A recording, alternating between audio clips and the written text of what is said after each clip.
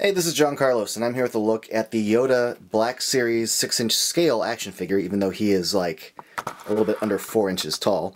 Here's a closer look at the back of the packaging, so you can just see the packaging spiel and quote, and the artwork of him on Luke on Dagobah.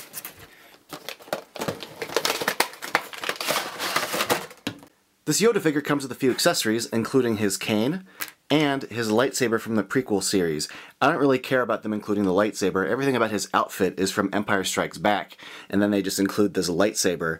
But it does have the removable blade from the hilt. I don't really like the way Yoda's depicted in the prequels, so I'm never gonna use this. He also comes with the snake, which is a nice touch. It's an homage to the original Yoda figure that came out in 1980.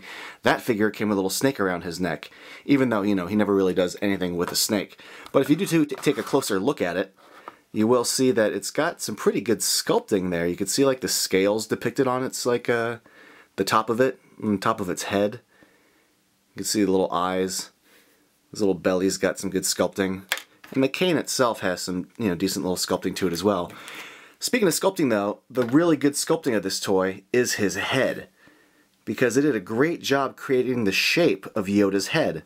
Like, not just like the wrinkles on the top of his head and stuff like that, but like his eyelids and like the size of his eyes, and in particular his mouth, like the actual shape of his mouth. Like, they did a good job capturing that design of Yoda. Even his hair here, you know, a lot of people don't really notice that his hair does come down quite a bit. It's not as thick as they paint it here, but it is accurate in length. But I think they did a great job with like the curve of his lips, his upper lips, like, you know, a little curve to it on the top, the cheeks, the way his ears bend on this side. Like, this is a great head sculpt.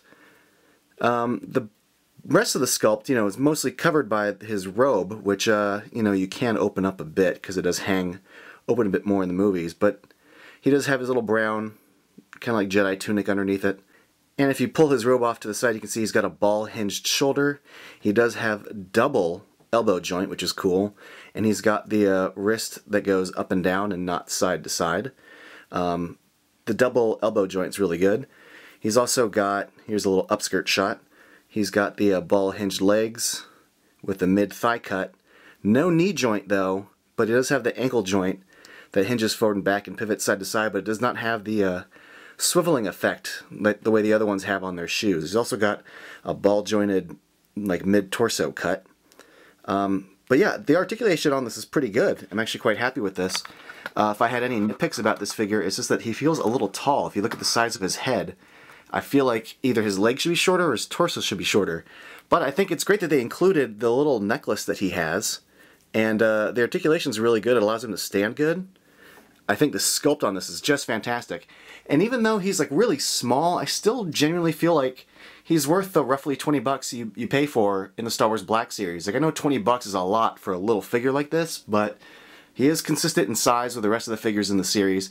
And if you're one of those people who actually likes Yoda with a lightsaber twirling around like a little idiot, he comes with a lightsaber and you can enjoy that. But I dig this. Thanks for watching.